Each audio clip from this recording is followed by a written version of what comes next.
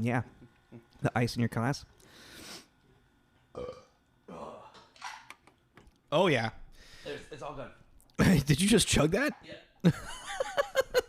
What was that? Was that just soda water? It was just soda water. Oh. Oh, yeah. Get it out. Get it out. Replace it with burps. Do you need me to pat your back?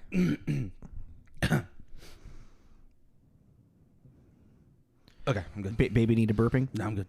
All right. I didn't think that through. I have all of that in recording. That's so good. Pure carbonation. Ooh, that was rough. This is Tommy. This is Jacob. This is Tommy and Jacob's mixtape.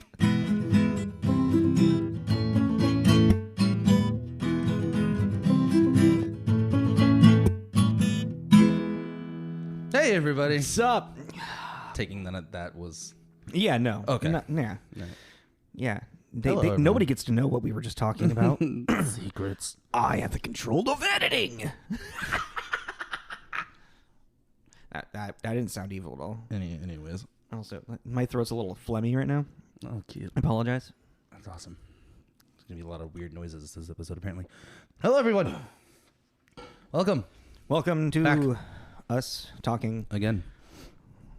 To each other, but then also to you. That's kind of a weird, like I've been actually really weirdly thinking about like how I feel like I don't know who I'm talking to, like, if I'm talking to you or an audience, but I'm like talking about stuff on this. Do you know what I'm also, people that listen to this, so you're also talking to people that you do know, but you're not talking to, but you are. I'm talking to a void of people. It's like, I feel like it's like we've made a stage that's just audio. Okay. So and then I'll like specifically talk to like Indigo. Yeah. Okay, so this week we are doing a review of The Fifth Element. The Fifth Element. We went and saw it in the Beacon Theater. In Beacon Hill. On Beacon Hill. Really cool spot, actually. Yeah, it's cute. Yeah, do you want to give a quick little talk, like rundown of like how that was? Yeah, I mean, it was just... Like, who was it? It's almost like, it's like a movie theater. I'm like, it's not like AMC. Like, no. And then I think it was Kramer. It's like a private screening room. Like Egyptian. Yeah. Yeah. Well, Egyptian's an actual like huge theater. But I was like, it's not like it's not like a this is franchise. Yeah, no, it's like it's a little like private screening room where like I've seen a couple movies in places like that in Spokane, but yeah, it was really cool to be able to rent it out. Yeah, they had like beer and wine and popcorn, and if you're in Seattle, go to Beacon. Yeah, go to Beacon Theater. And it's not crazy expensive if you're going to be splitting it with people. Mm-hmm. And they allow up to right now 12 people. Is it maybe more now since we're in phase 3?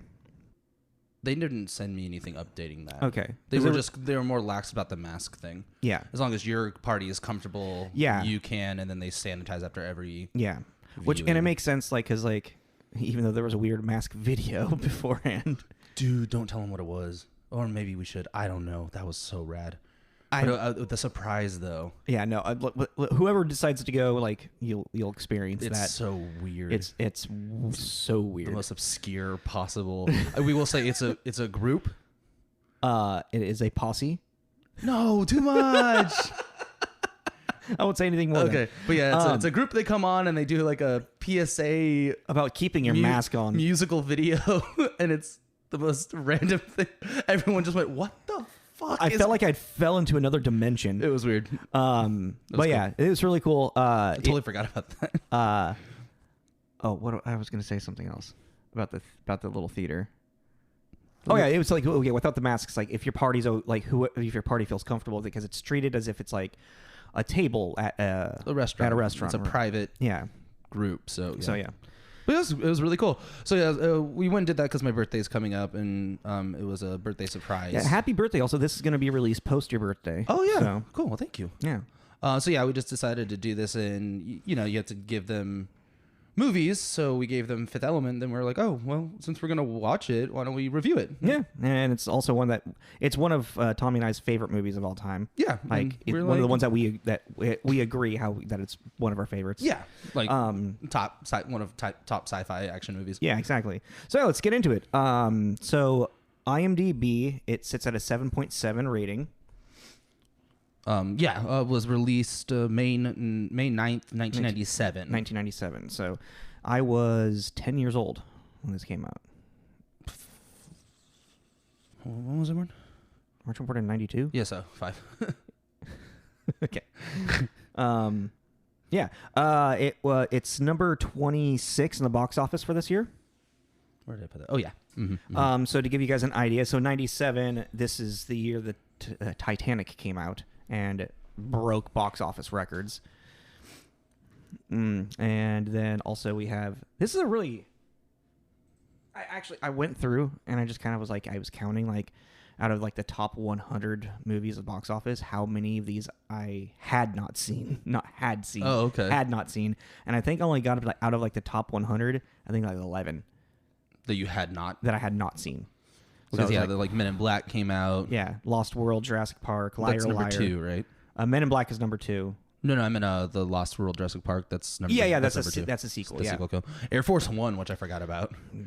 What is it? Get off my plane! Harrison Ford and Gary Oldman as the president. Yeah. just fighting on Air Force One was pretty cool. That is like an American movie, like fucking hard. Yeah. Harrison Ford is the president. Like, okay. Not to spend too much time. I mean, Batman and Robin came out this year as well. Not to spend too much time on this though. I do one quick thing. This was the year that all of the Star Wars special editions were re-released. When they added stuff. Yeah, the digital. Yeah, when Lucas did all this, so they did the special editions with all of the new like fancy digital stuff. What everybody considers ruining the originals. You know. I kind of think that might have been like the start of the nerd revolt against Lucas. Oh, 100%. That was definitely the start when they started turning on him really hard. Yeah, I think they turned really hard after Phantom Menace, because Phantom Menace was just not that good. But also, I mean, that was 1999. Jeez. But these actually came out in a month's succession. I remember going to see them in the theaters with my mom. Oh, cool. Yeah. But let's go back into the Fifth Element. Yeah, sorry. We're not talking about Star Wars. Oh yeah, so let's go into. Do you want to give your synopsis? Yeah, I think Tommy's synopsis. it's 13 again. I think that just becomes kind of like the super warrior needs to stop giant ball of pure evil from destruction of all life. So that was more like 15 because I added a couple words. Super warrior. Super warrior. Super warrior. Super warrior. Okay, who's the super warrior? Lilu. Oh, the supreme being. Okay. Yeah. I guess. Yeah. Okay. I just didn't want to take it directly from the movie. You know, like make it super warrior. I was actually thinking you would maybe lean into like Bruce Willis's character and like both Corbin and Lilu. I thought about it, but I'm like, without Lilu, it doesn't matter. Corbin wouldn't have been able to do shit. All right, yeah. So it's like he's like great, like he's there to help, but he's literally there just like as an aid. I protect you. Yeah. So like I was like, it's more about her. So yeah, this was directed by I forgot to look up how to pronounce these French names. God damn I did a lot of them, but Luc Besson. Yeah, Luc Besson is like super easy. Yeah. But the production designers, that's I looked one of them I can't do.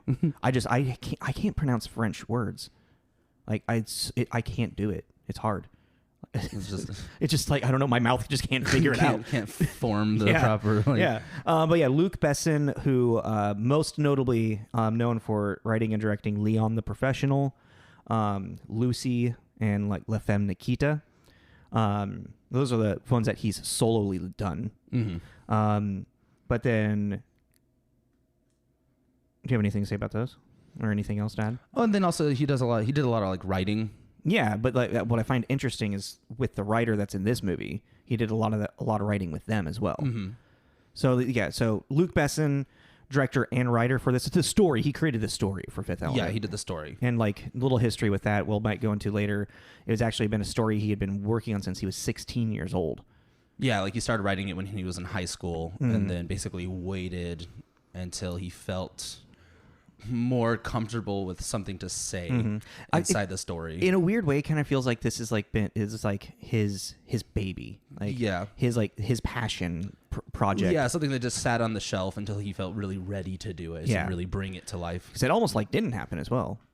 No, I didn't know that. Oh yeah, I'll get a little bit into that later. So yeah, he's with the writing. This is when he met Robert Mark Kamen, who they together had. Oh, Robert Mark Kamen himself. We've talked about.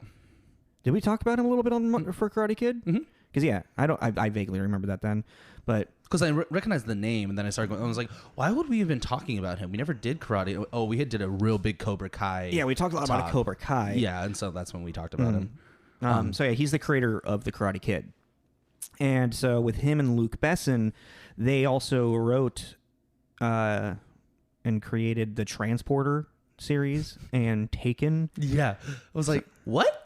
Yeah. So I mean, like Taken really makes sense for Luc Besson, looking at La Femme Nikita and Leon the Professional. But Transporter kind of, then Transporter makes sense because if you look at The Fifth Element, kind of like that fun, fast-paced action. Yeah, I really need to watch the Transporter again. I can't remember. I haven't seen it since I was like a teenager. Also, I'm not a huge fan of Jason Statham. What? Like, he's my man. I mean, I'll watch a movie with him in it, like for like one. Well, I mean, other like Lock, Stock, Two Smoking Barrels or like Snatch. Oh, definitely gonna want. I love that shit. But yeah, no, Jason Statham really hit and miss. I don't know. Crank is. I mean, but yeah, no, Crank and Transporter. They might as well almost. Well, they're not almost the same movie. They're completely different movies. But they could live in the same universe, kind of. Yeah, exactly. From what I remember. But yeah, I love Crank. Movie's insane. So I mean, so this movie had a really rocky pre-production, where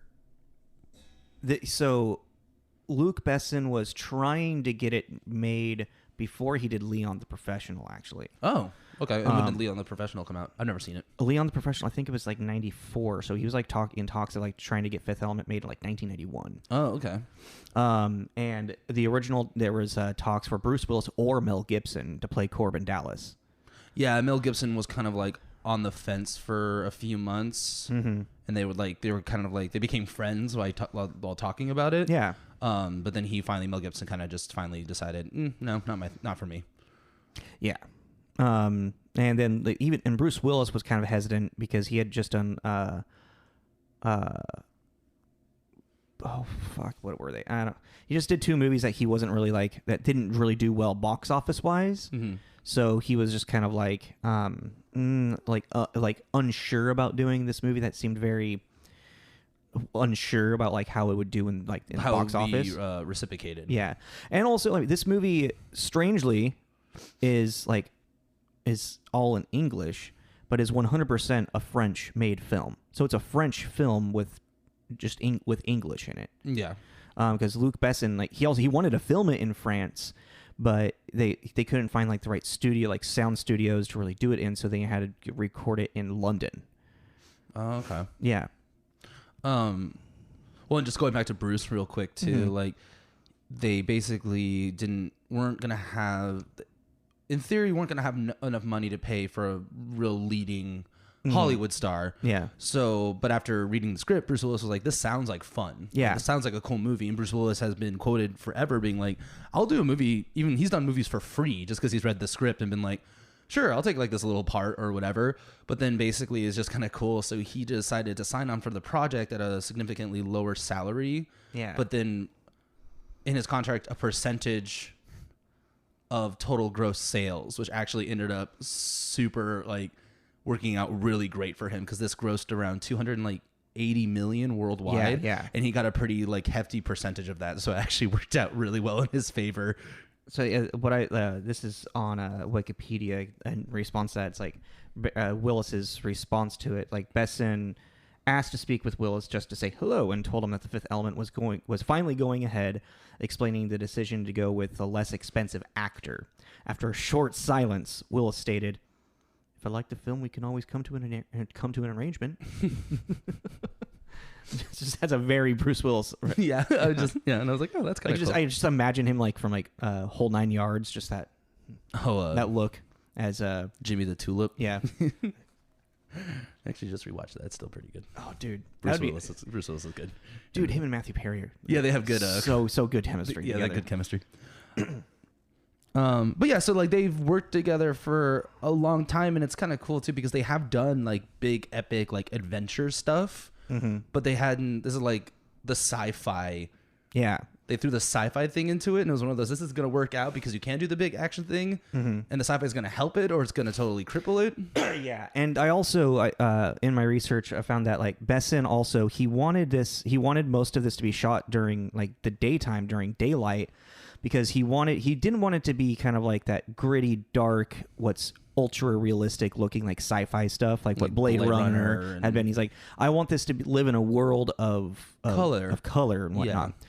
Which fits really well with the production designers that he brought on, the two comic book artists from France, Jean Girard, also known as Morbius. Yes, is like his like artist tag name. And where, I mean, he did a very popular French comic called Blueberry.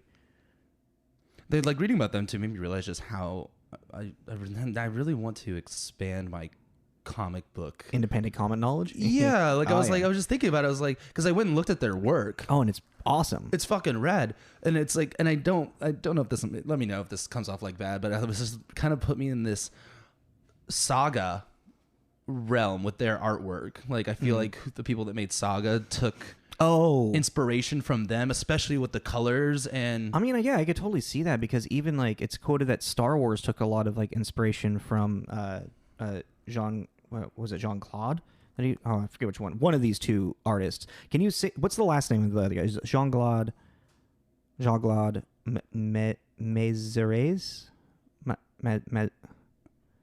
Yeah, I looked it up before we started, and I'm blanking now. I meant to write it down phonetically for me. I did it for everyone but him. Nice. I thought I could remember.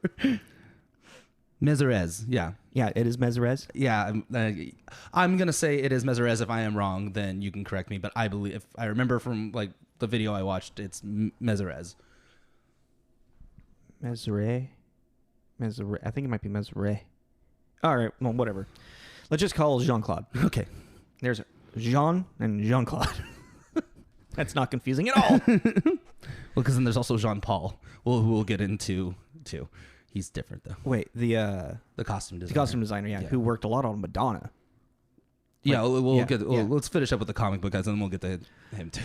I mean, honestly, like I think what we'll do is I would like to post like either some pictures on our blog of those, or just like a quick link to like a website of theirs. Like yeah, we can do that too, because I mean, seriously, like check out their art. It's really and you can definitely see from one specific comic that Jean-Claude did was it's a Valerian and Laureline, and literally like you can see like there's just the world in that comic book looks almost exactly like the New York that was built in The Fifth Element. And it's really cool, just like how they were able to just like build these worlds together. Yeah, because that is a really cool, and like it's like especially because like I mean because it did come out in '97. It really like Fifth Element, like Saga could fit in the Fifth Element world, pretty like just a different planet basically. Like this is Saga takes place on a farther away galaxy, but just with the colors and the pastels and the brightness of it, and like these meld together to give you like an idea if you've never seen Fifth Element for some reason. Yeah, you know Saga. That would be weird. I mean, no, I don't think that would be too weird. Okay, no. Moving on. Then also like what I was saying too. So Jean-Paul Gaultier was the costume designer, which is bananas because Jean-Paul is like top tier fashion designer, like renowned French fashionista forever. Like even Michelle too went, oh. Like when we were watching it, saw his name pop up. I couldn't tell she was being sarcastic or not. Oh, no. She was like, oh, that's crazy. And then I called her today. Yeah. And I was like, hey, what was that reaction? Because I'm reading about him right now. And she was just like, oh, the fact that I never would expect this kind of weird 90s sci-fi movie to have one of the most famous designers on the face of the planet for the last 50 years to be the costume designer. Yeah. And I was like, oh, well, I mean, that makes sense because the costumes are rad. Like, it's really cool looking. Yeah. But yeah, I just thought that was cool. Yeah, the Gaultier was the guy. Like, I mean, this movie, like, I think since this movie has such a history in French, like for French cinema, really, it is a very strange movie to exist in American cinema. Which also, in a weird way, why it was critically divided. Mm-hmm. You know, like internationally, the movie was like regarded like, oh, this is awesome, this is fun. American critics didn't really respond to it very well. Well, yeah, because I mean, even then, it's like it had a budget of $9 million, domestically grossed 63. Mm-hmm. So in our terms, it's like but internationally,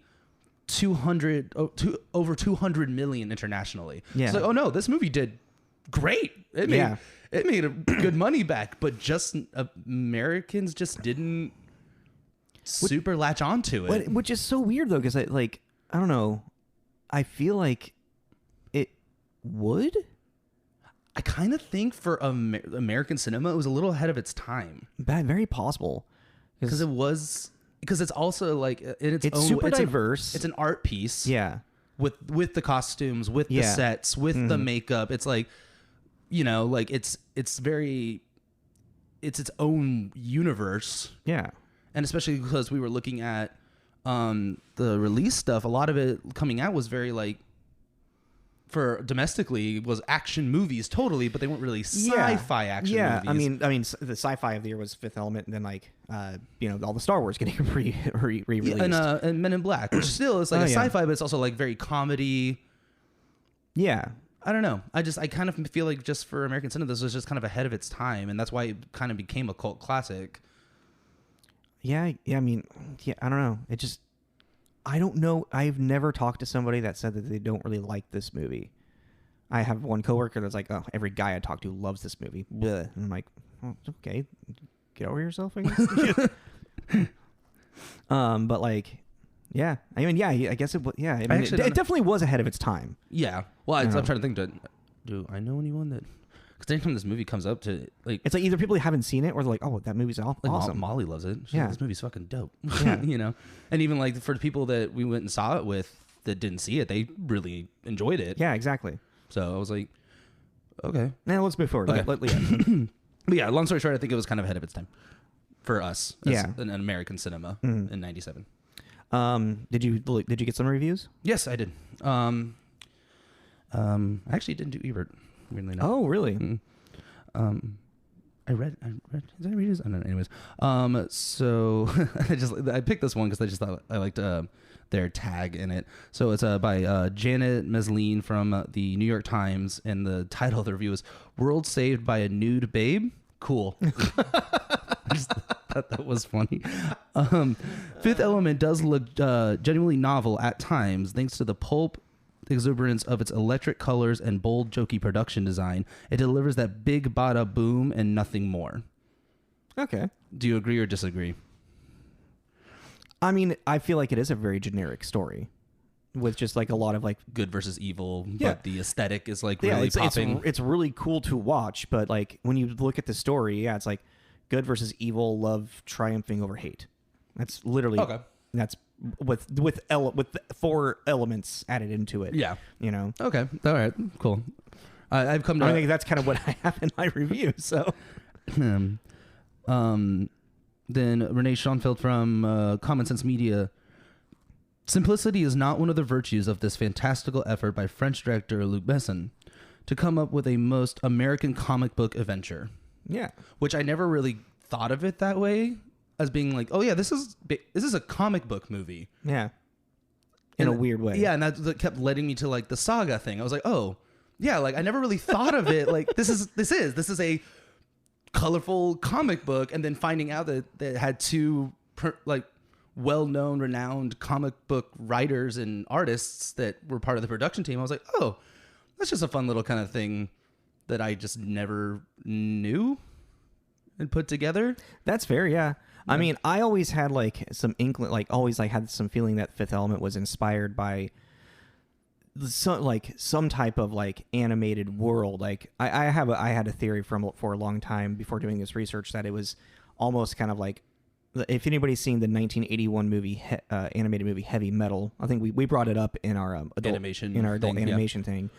The very first story is pretty much this futuristic taxi cab driver who picks up a fare from this girl who has the source of all evil and is trying to like protect.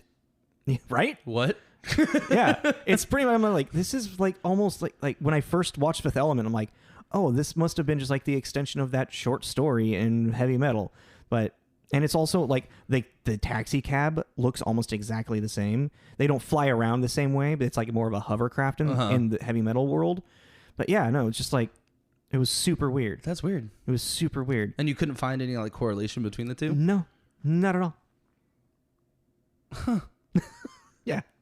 How weird would it be if it was like some weird like 5 degrees separation thing? I mean, I didn't super research into heavy metal from this to see like, I couldn't tell you who was the writer of that short story in heavy metal. Mm-hmm. I mean, fuck, it could be like Jean-Claude or fucking another Jean, you know? Mm-hmm. It could be. I don't know. But I always kind of like had... I just thought it was so strange that it was so similar, like, like quick storyline, you know? That's interesting. Yeah. Huh. I guess I'll quickly go into my review. Just to get it over with. I have a very short review. It's like I was telling Tommy before we started today. It's like I don't really. It's like I don't really know what to review with this movie in a weird way.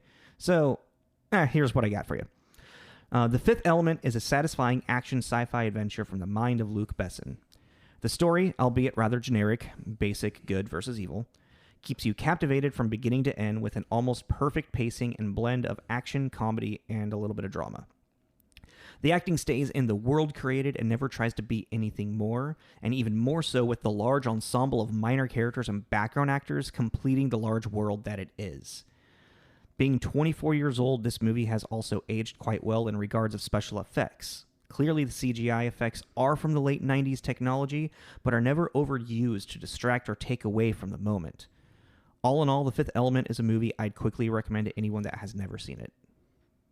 I like what you said about the acting never tries to be anything but, in a sense, what it is. Yeah. You didn't have, like, they didn't have some, like, overacted moment or over dialogue moment where it's like, we want you to feel like, you know, it was just kind of like, this is a fantastical adventure and a fantastic future. It's going to stay this way. Also, real quick, do you know what year this was? I never caught what year this was supposed to be in. Oh, shit. And I was asking around, and no one really remembered it being like super clear. Earth 2500, you know, like 23rd century.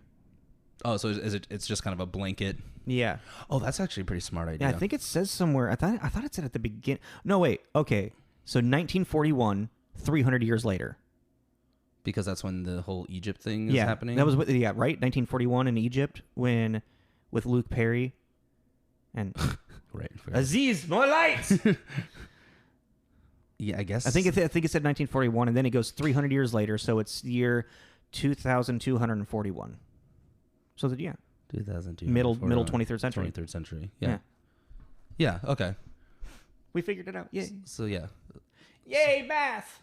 So okay. All right. I was just curious, but I kind of like the idea better, just keeping it kind of the blanket somewhere in the 23rd, because that gives you a lot of wiggle room of when it happens, you know. Interesting. I realized I didn't really have a clear idea. It's set in the future. Yeah, I like that though, because nothing makes a movie like age when it's like in the year 2017, and it's like you're watching 2020 and you're like, no, we don't have that stuff yet. we don't have that. Like Back to the Future 2. Where's the hoverboard? Yeah. So what year is that again? I think it was 2015. Oh yeah, because there was like. Oh wait, no. What year does he go back time into? Go back in time. Well, because it was like we had Back to the Future Day where it was the I know. Yeah, no. The year I can't remember. Anyways, we're not talking about that movie. 56. Maybe it was 2016. Because it's 30 years past, 30 years forward. Yeah, and it came out in 86 is 86. When. So it'd be 2016. Yeah, 2016. Math, baby. I got all the math numbers today. Hey, anybody want me to do your taxes for you? Come on down. Don't let them do your taxes. Or just put it in TurboTax. It's not that hard.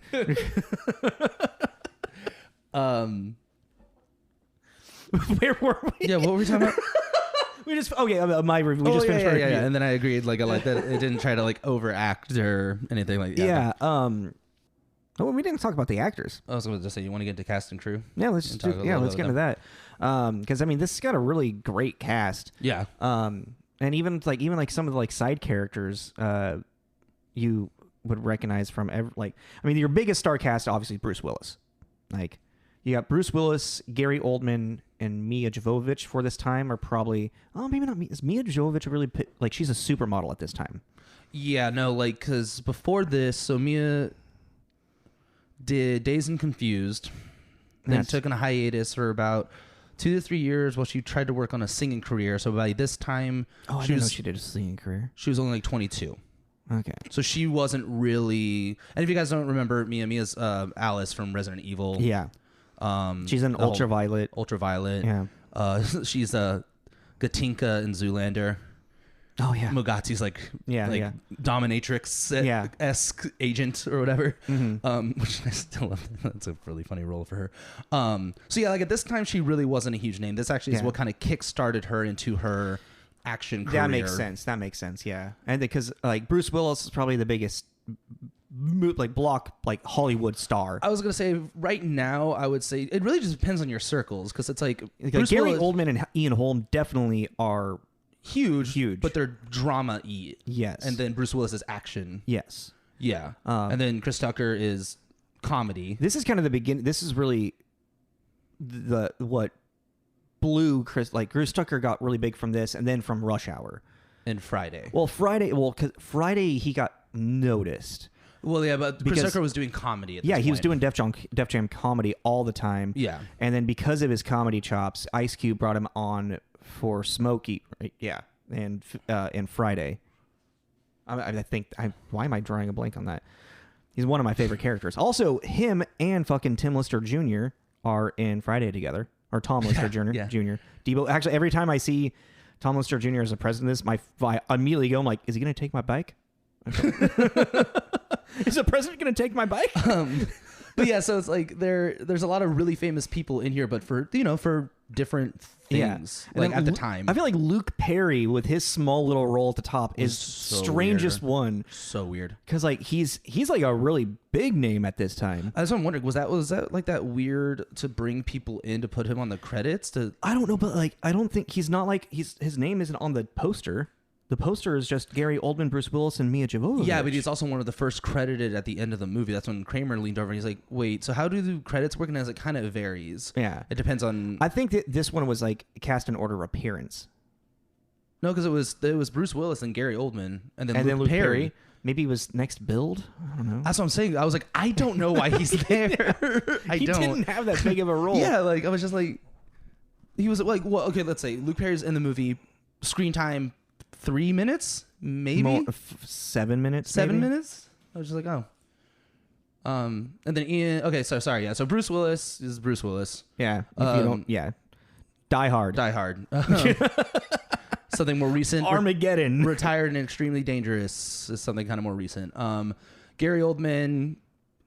Again, recent. Commissioner Gordon from. Yeah, but like, Commissioner Gordon in the Justice Nolan, League. Yeah, in the Nolan. Oh yeah, the Nolan. Oh wait, man, you're blowing that shit today, man. Oh man, yeah. J.K. Simmons is Commissioner Gordon. I know. Oh man, Dracula. Yeah, Gary. Sirius Black. We're doing all this from our top of our head. Yeah, we are. Okay, but Ian Holm, I mean, his biggest thing that I think people would really recognize him is Bilbo from Lord of the Rings. Yeah. Rest in peace, bud. I actually didn't know that he passed away. Ian Holm passed away? Yeah, he passed away in 2020. Oh. Yeah, I didn't know that. I was like, oh, that's made me sad. Okay. All right. A Hobbit's tale's over. I don't even like Lord of the Rings, and it's making me sad. Yeah, it's sad. I was like, oh, that's a bummer. Okay. We talked about Milla. Yeah, Milla. Then Brian James, he's got he's not really... His biggest role other than this, I think, was really Blade Runner. Because he's the... Holy shit, that's him. He's the replicant at the beginning. Yeah, the turtle. Mm-hmm. The turtle, that's him. Yeah. And he's the one he puts in the fridge. Mm-hmm. I was like, God, he looks really familiar, but I couldn't figure it out. It's really weird, I just want to say, too, for us to be doing a review on this movie, because we have seen this movie... our entire lives, but then we watched it through like a TJ's mixtape lens, where we're trying to like really, as opposed to just being it. As opposed to just like as a consumer, we're now an interviewer. We're interviewing the movie. So Ryan James, and then I said Tom Lister Jr. Who, I mean, he's most famously Debo from Friday. and then after that, like I think he's the inmate in The Dark Knight. Oh, with the bomb, the trigger thing, the one that actually like takes the detonator from the person and just throws it over the edge. Yeah, and okay, this is he also in Little Nicky? Is one of the I think he's one of his brothers. One of the brothers, right? He is, right? I think so. I was just like, I think it is him. Let me look real quick. What year Little Nicky do you think? It's 2002. Yeah, 2000. Oh, okay. Yeah, he is. So he is one of the brothers in Little Nicky. I just haven't seen that in so long, but I was like, I'm pretty sure I saw him. that in theaters. You did? Yeah, I saw that in theaters with my best friend Matt. Yeah. That's funny. And then I guess like the one, then just kind of like the same kind of level of like Luke Perry, kind of just random, as Lee Evans is in this. Yeah, well, Lee Evans, he's not really. I mean, he's not a hugely known actor. I mean, he'd done like I don't know. I wonder if he filmed There's Something About Mary before this. When did that come out? There's Something About Mary was 97, or 96, or 99. We did a review on it. Yeah, no. We've done a lot, though. 98. 98, okay. So he did that right after, okay. Well, I mean, we don't know when like this was filmed versus when that was filmed. True, that's true. That's very fair. But Lee Evans, There's Something About Mary, if you guys remember us talking about him, he's Tucker. My favorite role of his of all time is going to be Mouse Hunt. Yeah. Mouse Hunt is phenomenal. Yeah. And that's kind of like the main. I mean, there's a lot of like, I really wanted to kind of like go down through and like everybody that had kind of like a speaking role. I wanted to see if they had some type of like, because I feel like Brian, what was it, Brian James Brian James. I feel like he was casted by Luc Besson just because it's kind of like an Easter egg of him being from Blade Runner. You know what I mean? I could see that. You know? Yeah, I could get that. Where do we go from here now, bud? We want to talk about CGI stuff, or yeah, I mean, or do you want to do a quick rundown of the movie? Well, no, I was going to say like also to kind of jump back a little bit and go into your review too. Something that I thought was interesting was you were talking about the pacing's really good. Yeah, it's crazy good. Well, because this is a 2-hour long movie, which is long. That's a long sci-fi movie because I would say an hour and a half for general. I mean, a general audience was going to be like, they only want an hour and a half, hour 45 at most. Yeah, but so like I also thought that the pacing was really good in this because it really does. It comes in as acts. There is Act 1, there is Act 2, there is Act 3, because of just the way that there's the intro where it gives you the history and then what the threat now is going to be. Yeah. Then cut to, okay, now we're going to introduce our heroes, which is going to be Lilu and Corbin. Okay, they're going to be... they introduce Cornelius first. Well, yeah, just our good guys that are going to fight this new threat that we have that we're finding out, and then... Well, it's the way that it smoothly transitions into that as from your prologue of the aliens that come down in 1941, and then it goes to 300 years later. Which, by the way, those aliens look rad. Still, I mean, they're goofy. They're goofy looking, but they look like they look in the world of the movie. Yeah. And also, who's going to fucking tell you what aliens look like or don't look like? You know? Yeah. No, it was like, and that's the thing too. Like they're kind of like they look like turtles. Yeah, they're like they look like they look like what's his name from Master of Disguise. Turtle. Yeah, because they're kind of egg shaped. They have like really big like legs and arms, teeny tiny little heads. Yeah, and they're like made of metal. So you're not sure if they're like in a suit. It's like an organic metal. Yeah, like they could be something in a suit, or they're just like some kind of living robot. And they have like these really deep voices. They're just really strange looking, but they're cool. And they waddle. You know, they can't move very fast. Yeah, they're goofy. They're goofy aliens. They're not what you would expect the Guardians of the universe to look like. Yeah, but I liked that. They weren't like these like majestic warriors. They're like these kind of clunky. They're these clunky machine organisms that have a secret weapon to destroy all evil. They just have a weapon that's like, oh, put them into the spot, give it the love. That's hidden in Egypt. Yeah. Yeah, I liked that. I remember it kind of bugging me as a kid, but as an adult, I'm like, no, these guys are awesome. They're like just big old robot teddy bears. Like, I thought they were cute. But it smoothly, quickly going to the 300 years. Like, you go from like, okay, so there's going to be this lineage of people protecting or like keeping the secret of this evil that is destined to come. While I'm creating the lineage of people that know how to use the weapon. Mm-hmm.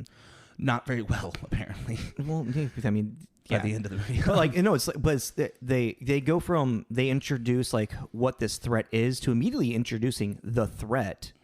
And I guess it's the president of the world is what he is, isn't he? Yeah, he's like the president of the Aligned Federation of Territories. Yeah. So yeah, it's Nixon from Futurama. It's like this federation. It never really specifies where the nationality like lines are. There's kind of like it seems like an unspoken thing that the world has found some type of like unified peace. It's probably not peace, but yeah, something. I don't know. They don't really get, which I kind of like. They don't get. They don't get into. It's just like this is what it is. Take it. Yeah, exactly. It's like, okay, got it. And with introducing the evil, then immediately it's like, oh, so this is like Cornelius, who is the priest, who's been handed these secrets down for years. He's with the president, and which also was there's also like there's a rabbi. There's like they have like behind him like a collection of different spiritual leaders. Yeah, spiritual leaders. Thank you. I'm like, oh, okay. So the president just has these, and he has all of his generals and everything. It's like in case he needs like some history lesson on like some type of like religion of whatever. Yeah. I was just like, oh, okay. A priest and a rabbi and the president walk into the bar. Like okay. So no, I feel like that's kind of like the smooth transition, and then like it shows the threat of this evil that's coming very well, and like what it's gonna do, and they only have like 48 hours or whatever to like solve it. Yeah, and it's basically, I guess the name to give it is Mr. Shadow, because that's the only time. Mm-hmm. Otherwise, it's just the great evil. Yeah, it's because what it is, it's a planet-sized concentration of pure evil. That is no moon. Yeah, or I kept thinking apocalypse. Oh yeah, because it kind of looked like apocalypse. But yeah, but it's a sentient evil planet. Yeah, that is going to wipe out all life in the universe. That's so weird to hear described out. Actually, it is, right. The concept alone is just kind of like, oh, okay. And then like and it like you were saying, like it does such a good job of like then introducing the next character, Bruce Willis, your essentially hero or like your protagonist of the story. Yeah. And yeah. Oh, I'm trying not to just go into like scene by scene of this movie, but that's kind of hard because I really feel like the pacing of this movie is how it goes scene by scene. Because like we'll just do it in broad strokes. Because you meet that's what I'm having a hard time doing. Because like it's like you meet Bruce Willis and then you get introduced to his character and everything that's happening there, but then it goes quickly into Cornelius and the president, and they're talking about having the fifth element, the elements coming, the weapon, then you get attacked by Zorg's hired men, the frog evil looking troll dudes. It's like there's so much like a Magnamore or something. I can't remember what they're called. This movie has a lot of content coming at you at all time, and you don't realize how much it is because it's just so well crafted. I feel this movie is almost like, in a weird way, when it comes to like pacing and storytelling, is damn near perfect in my opinion. Like it doesn't have the most captivating like message or story or anything, but it is just I can't think of anything that has a flaw in like that to take you out of something, except for maybe some of the CGI that's like a little outdated, but even that's not even that bad. Yeah, I mean, it's a good because that's also like part of it being such a simplistic like storyline. A lot of the characters themselves are simplistic. Yeah. In a very fitting kind of like perfect way, because even then it's like you meet Corbin and makes it really quickly clear that he is ex-military. Mm-hmm. And now he's a cab driver. Cool. There you go. Moving on to the next. And then when you get Lilu created, essentially, that's because... And then that did confuse me. What do you mean? Still. Well, because it was like they cloned her from like a hand. So the Supreme Being was already on that ship. Yes. I think the aliens, they themselves are the Supreme Being. Like, they carry the spirit of the Supreme Being. They are the Supreme Being. It wasn't... The Supreme Being wasn't that thing that's in the middle of it. I think that's just... that's a moniker for them for once the elements are activated, the stones are activated, they themselves can just step into it and emanate it up. Okay. That's my thing too. It's like you were saying a lot of, I think that's one thing I would say storyline is not super clear about what exactly it's one of those, just take it. She is the Supreme Being. That's what you roll with it. But writing wise, I was like, I'm confused because she had her hand on like a throttle of a ship and she was found. Oh no, that was the chest that had the oh, is that? Yeah, it was the handle from the chest that would have the stones in it. So, okay. So yeah, but like, okay, but all right, so then they take this hand and then they clone Lilu, who's very appears to be a human, but she's completely like genetically engineered, basically, to be a super soldier, to be the supreme intelligent being. They recreate through the genetic code of this alien being that apparently has like a perfect genetic code, what they would be interpreted as in a human form. Yeah, because you're kind of like filling in the gaps to put it into it. Yeah, because there's also probably a limit of technology that they have to recreate something like that. So they have to recreate it into a human form because that's the only. Yeah. Okay. Yeah. But again, that's like in the writing was we're kind of filling in gaps. Yeah. From our own like personal. But again, like you said, it's like one of those things you just kind of like take it with a grain of salt as like what it is, you know? Yeah. Like, because it moves at such a quick pace with that. You don't even have time to question it. You don't really have time to like really think about it. But then it goes from, so that's Act 2. We meet our heroes. Then it goes into Act 3. That'd be Act 1. Meeting the heroes. No, Act 1 was the history of the weapon, and that would be prologue. I'm going to get official on like the writing sense for you here, okay? Act 2. You meet Zorg. Gary Oldman's character. Yeah, which for those that know, just so he hates this movie, which is sad. Where did you read that? Was that in like an IMDb trivia thing? No, so there is an article from 2014, I want to say, with Playboy. Playboy, which is crazy controversial. Whoa, Gary kind of lost his shit for a minute there. Oh, and a relation to a couple of people, one of which was defending some Mel Gibson actions. Oh my! Yeah, it was, and I couldn't find Playboy. Playboy doesn't have it on their site anymore. But there was an interviewer discussing with him about that and the things he was saying, and they just like Well, I mean, he was in Leon the Professional before this, which is why Luc Besson wanted him on the movie. Yeah, but basically what it was too is that then Luc Besson helped finance Gary Oldman's first directorial debut. What did Gary Oldman direct? What was it called? Here I go. Sorry, I get it right because I've never heard of it. Nil by Mouth. Nil by Mouth. Yeah, Nil by Mouth, directed by Gary Oldman. But basically, so Luke became a producer and helped him finance that. And so when he came up to him and was like, "Hey, I want you to be in this movie as my another villain for me," Gary Oldman was quoted saying, "I was basically like signing for my food," something like that. Like I owed him. I didn't even read the script. He just asked me to do it, and I was like, "Yeah, okay." Like as almost like a favor because you helped me out. I will do this for you if you do this for me. Yeah, and then also twice in two different interviews, one of them being the Playboy one too. He's just been like, "I can't stand it. It's just not his thing. He just doesn't." I mean, that's fair. And then even when it like a few years after it came out, and people like, well, your movie has become like a cult classic and people love it. And Gary Oldman was basically like, yeah, weird, wacky world we live in. Like, he's just blown away. I was reading through some stuff that he created the character of Zorg. He based it off of a cross between Ross Perot and Bugs Bunny. Huh. Sure.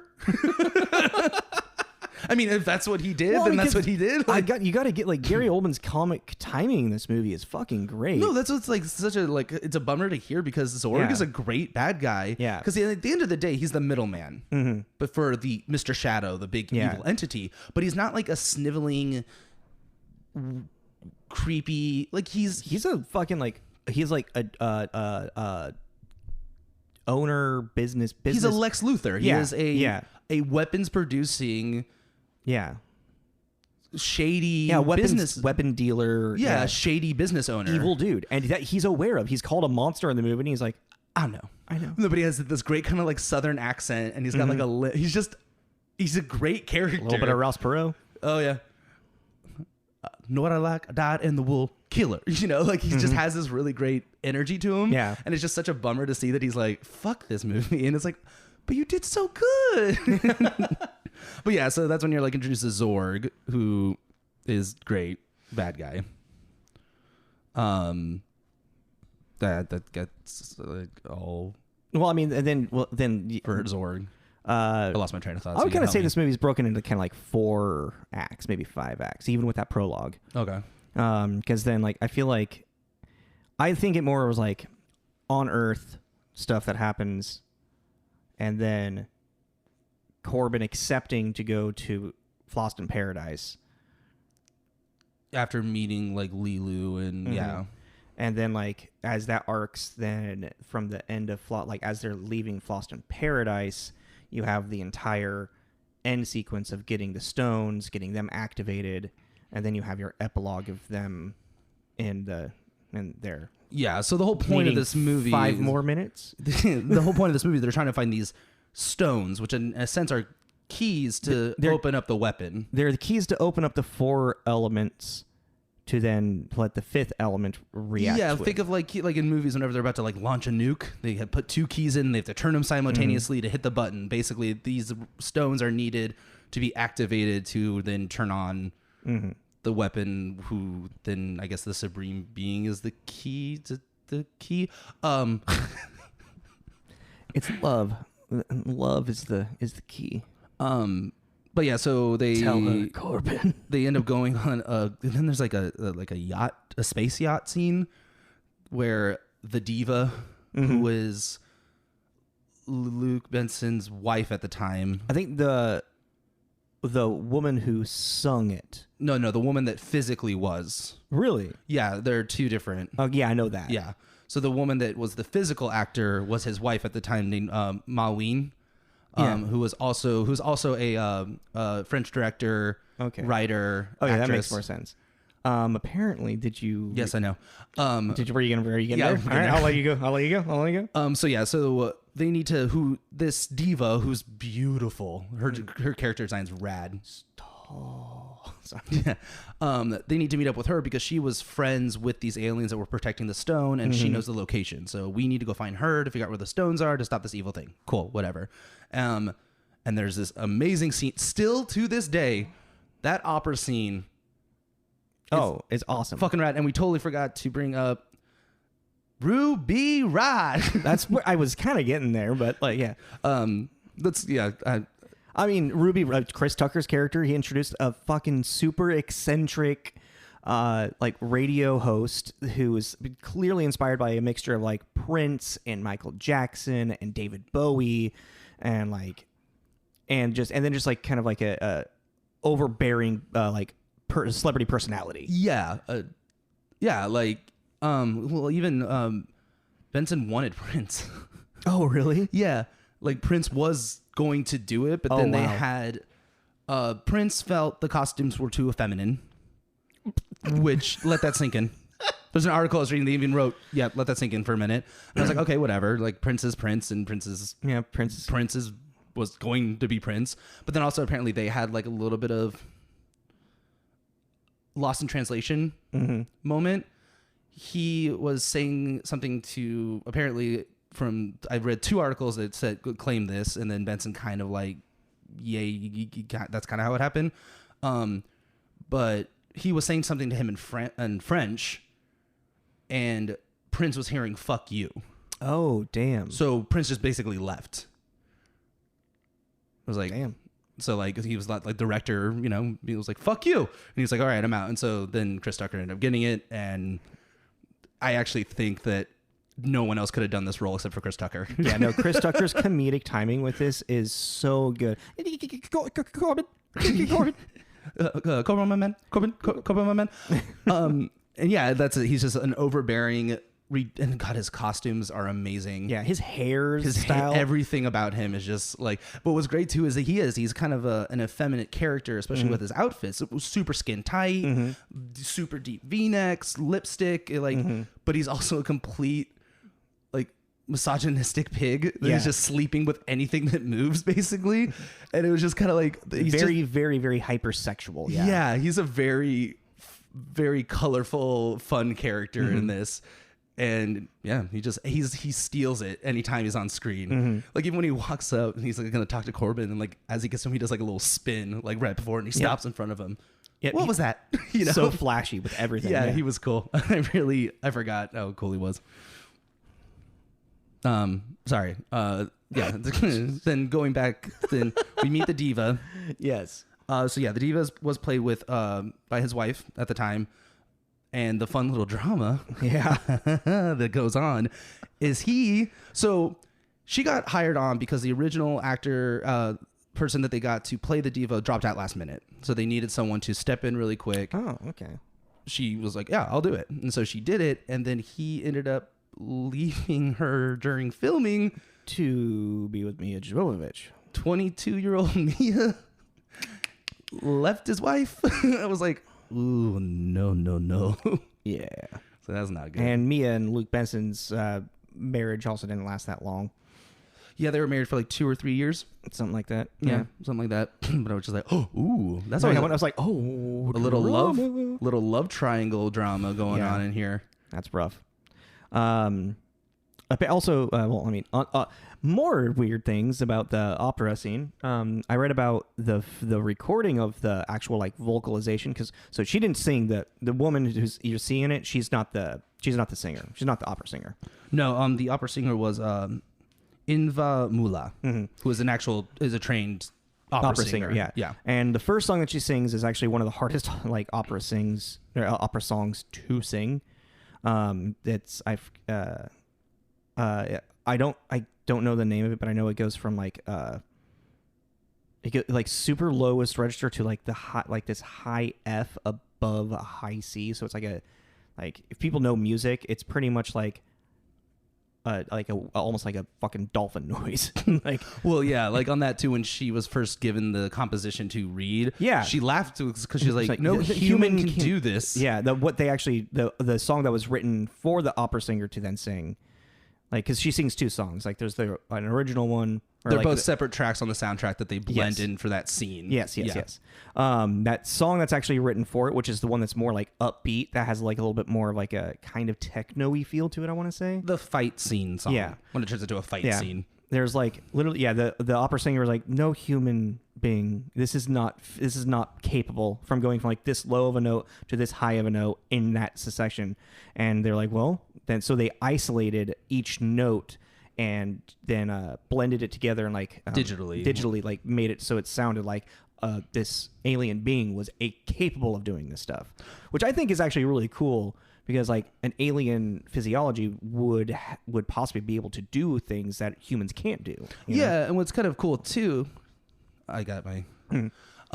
What's kind of cool too is that with this, like people have redone this live and have attempted to do that. Oh my god! And what's kind of cool is they're kind of, I watched 2 videos and they're kind of doing it. They're actually kind of pulling it off. You can kind of, it doesn't have the crispness, obviously, because it's not digitally done. But I just thought it was kind of a fun idea that this opera singer's like, this is physically impossible. But then other people that are watching this were like, how the hell did she do that? And then they tried to, and then they were made. got like close to actually being able to do it because of this movie. Wreck your vocal cords trying to do shit like totally. that. Yeah, Jesus Christ. But yeah, still, I mean, this whole scene between the opera and at this point, Lilu is in the midst of the opera in a fight scene. So then it turns from this opera to like a techno opera, and it's still like one of the coolest scenes in like a movie. I think it's and what's really cool is like this movie had already set up this awesome like semblance of like cutting back and forth in between like sequences where it's almost like a person. It's like it like in like two different locations. It's almost like they're having like a call and response. So like and so this scene is kind of like it's kind of like the climax of that type of like cinematography throughout the rest of the movie, you know, because then post that when you find out, and then you find out that the stones are inside of the opera singer. Yeah. I mean, like, I don't know if you wanted to like have bigger reveal to that, but quite literally. Yeah. Which is also kind of confusing, but you're like, whatever, just take it. She's an alien. They're big. Yeah. I don't know. Really, there's a lot. That's a lot to have in your stomach. She just doesn't have organs. I don't know. She's an alien. Oh, and it was also really cool too, you know, so when the diva does show up, she's this blue kind of tentacle, almost aquatic looking creature, but her dress is actually like her flesh. It looks like that. Yeah, like, but she's this very like jellyfishy kind of being. But what's cool too is that when she first showed up, no, that wasn't like scripted. Like everyone in the audience, that was the first time they saw her. Oh, really? So they kept all that secret. That way, when she came on, it was all like genuine reaction of like, what the hell? Like they were just basically told the opera singer will come out, and this is what's gonna happen. Like, okay, cool. So her coming out, everyone's just like staring at her is all like, that's really cool. Oh, because I guarantee you, no one was expecting Blue Lady to come out. But I just thought that was like cool, little like fun little moment. So they get the stones. One of the best action sequences like then unfolds with Bruce Willis being Bruce Willis. Well, first Milla being Milla and having a crazy cool because she practiced like martial arts, karate, and like for like 8 hours a day for months. Oh wow, really? So she like that's interesting. I really wish they would have shown more of that because there was definitely a moment when I was watching that fight scene where I was like, this is definitely not like the choreography and the cinematography aren't in as much unison. You know what I mean? Like, like they could have like done a lot more of like looking like a martial arts type movie, you know, at that moment. Yeah. As opposed to like quick cutting from like every hit, you know, it seemed to be very much more of like a westernized, like almost American feel of like how you film a fight scene. Yeah. Like the only thing she had a hard time with high kicks. So there was like a animatronic leg. Oh, I remember they're thrown in there. Yeah. At points. But you know, she like put the work in, but also, I mean, that was just maybe the film. I don't know. But I see what you're saying. But yeah, then it cuts to Bruce Willis being Bruce Willis, just blowing shit up. And another like and then again the westernized action sequence of him running as he's getting shot at, and then jumps and you know the explosions and blah, well, yeah, blah. and because even that explosion scene too was like one of the biggest. It was a really risky move because they actually did that indoors. And that had a very high possibility, and it almost had a very high possibility of burning down the studio. Oh my God. So like, but they got like crazy like pyrotechnics to like make this explosion inside, and it's huge. And they were like, all right, yeah, you got the fire extinguisher. Let's do this. We got one shot at this, guys. But yeah, it's one of the biggest inside explosions for like an action movie, especially for this time. That's cool. But yeah, and then there's some great Chris Tucker screaming. Oh yeah, dude. Yeah, that man can get into a fucking decibel, dude. For real, I think Fallon looked at me. She's like, "Do you think like Bruce Willis like lost it a couple times just from him like screaming?" Because my favorite is he does those two really long screams, and then you hear, and you can hear him take the breath, and you're like, "Oh, here comes another one." But I just because the dude's out of breath. He's like that wasn't an add-on. That's him just going, okay, one more deep breath. Oh God, and I did like that, especially like being with a group too. Is like everybody was laughing, like with like Chris Tucker and just his ridiculous character. And I was like, okay, good. He's still funny because he's killing me right now. Yeah. There's also Zorg and all. Zorg comes and like shoots up Lilu while she's up in the rafters or whatever. Yeah, that was a pretty brutal scene. But also like he had like one really cool, like I thought it was kind of like on the nose, but it was kind of a fun little evil moment. It's like when everyone's running around screaming because all the hell's breaking loose, and he looks around and he's like, I know this music. Time to change the beat. I was just like, that's pretty cheesy, but I liked it a lot. It was a very comic book moment. Exactly. Yeah. I mean, so what is it? They have like less than 2 hours to get back to Earth with the stones to put the Supreme Being on the pedestal, and for Bruce Willis to say "I love you," pretty much. Yeah, that didn't age great. Yeah, I mean that's kind of like. I'm like but that's kind of like that's what this story is pretty much all about. Is like love triumphs over evil, but like the whole like forced like narrative of Corbin and Lilu falling in love, or Corbin falling, which maybe I think what they were trying to do at some like for a little bit was just like with her being the Supreme Being, you would just fall in love with her. Just, you know what I mean? Like there's something drawing her towards, like everyone drawing towards her in a way, but that they didn't play into that at all. Well, I was gonna say, or it's a destiny thing, because this whole evil is supposed to show up every 5,000 years. Yeah. So is the Supreme Being, and then so would the key. Like the three are gonna be interlocked. Are you the gatekeeper? I'm the keymaster. Yeah, like a gatekeeper keymaster kind of situation. Because if it's every 5,000 years, yeah. This thing is going to show up. You need the Supreme. You know, it's a Zelda. Like every 100 years, this is, you know what I mean? Yeah, every yeah. So it's like you could put it's a destiny thing. So they have to meet, because even how they meet, she falls 50 stories and happens to land in his cab. Yeah.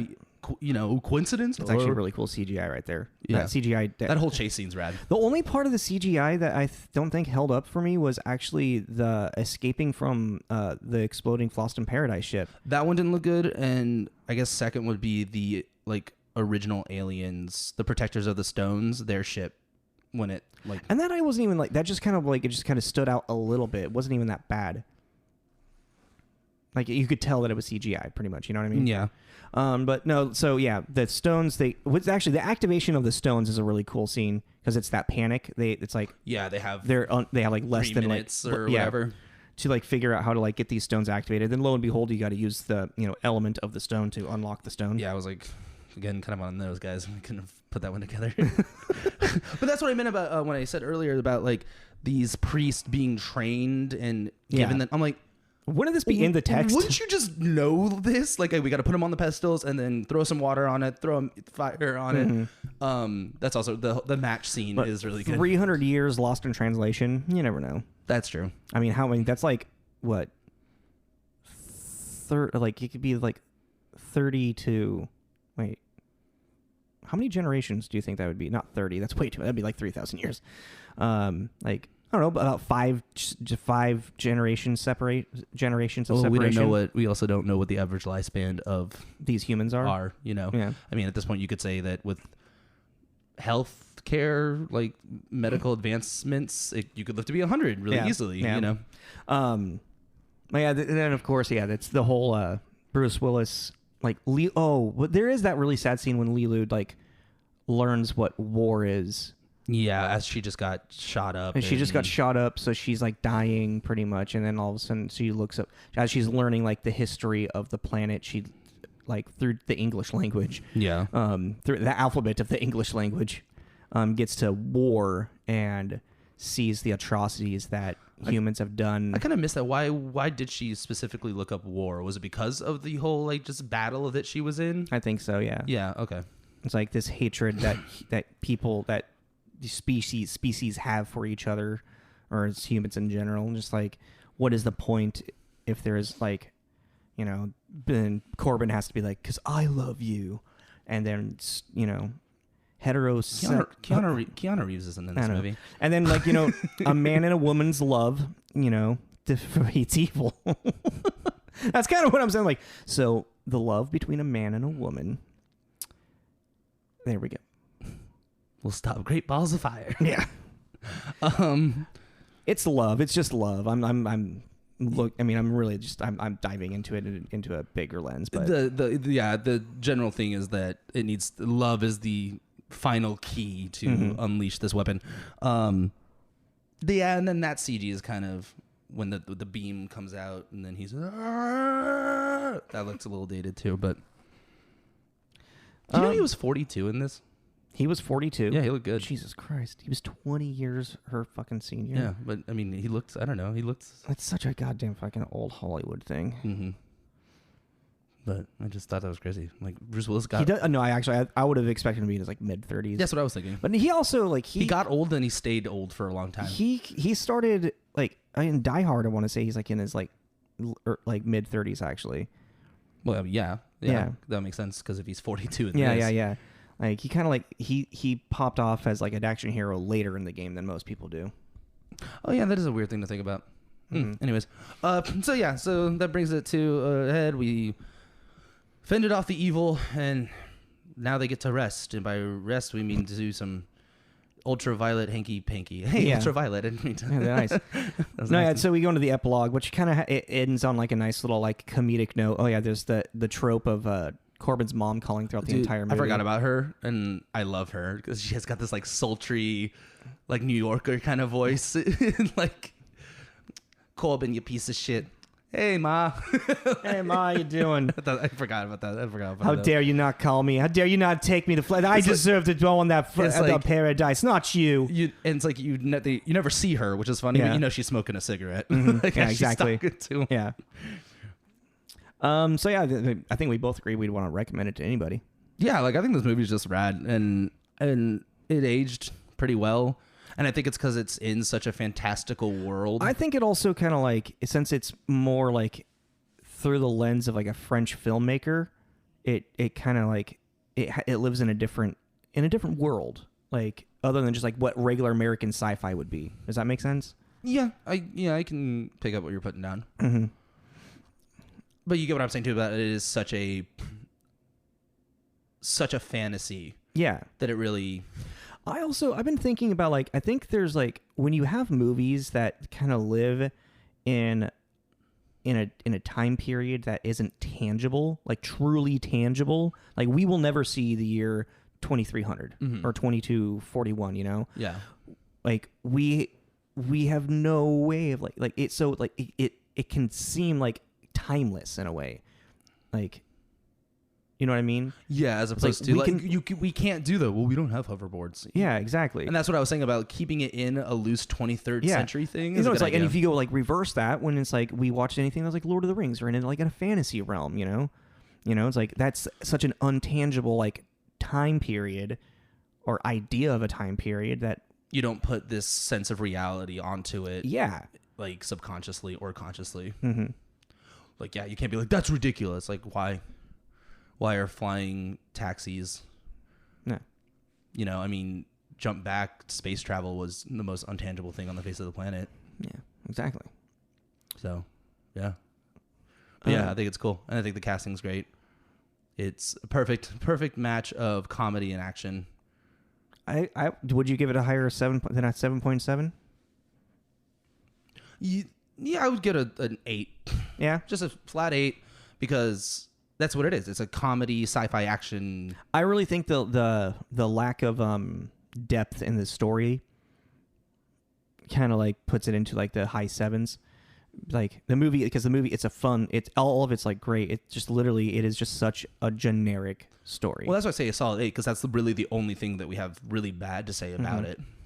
It's like, yeah, the story, there is a story there. Is there depth to it? No, not really. But everything else about it, you just kind of go along for a fun ride.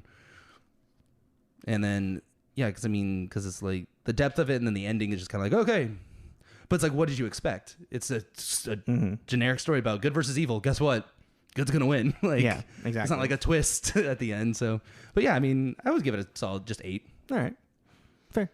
And I think everyone should watch this. I honestly don't personally think I have ever had a conversation with someone that hasn't seen this movie. What? I've never heard. No one's ever said to me, "I've never seen Fifth Element." Until recently. Yeah. I mean, I was like, we just watched it. But now everyone that's ever said it to me has seen it because they were there. So right now I'm back at 0. All right. I fixed that real quick. You fucking doofus. Well, cool. Thanks for. Well, did you have any final? No. I mean, my final note was a cheesy '90s ending. Yeah. Live a life. That's the original song, actually. Oh, another one? Yeah. That's another original ending song? Yeah. Eric, you just had it up there. The big composer, yeah. It's an original song that he wrote. And I think it's also sung by the opera singer as well. Oh, right on. Yeah, no, it as it zooms into them, like, making out. Oh. And then, like, it's and it shows them making out with the blue. In the blue, and then like the freeze frame, and then the fade out. Oh God, I forgot about yeah. Cheesy '90s ending with cheesy '90s music. I forgot that it froze. I forgot about that. Them looking into each other's eyes. Yeah. All right, guys. We will do. Should we do a cheesy '90s ending somehow? How do we do that for a podcast? What am I saying? Okay. Live a life. That's kind of the rhythm of the song. Oh yeah. Anyways, we get to keep. It's okay. Anyways, we need. So please like and follow us, share, tell your friends about it if you think it's worth listening to. And then we'll just see you next week for a banter. Oh yeah, we need to figure out what we're going to talk about. Thank you for listening. Tommy's the other person, and I'm Jacob. That's Jacob. Tommy and Jacob's mixtape. Let's just wrap it up. I'm turning it off. Okay. Bye, everybody. Bye.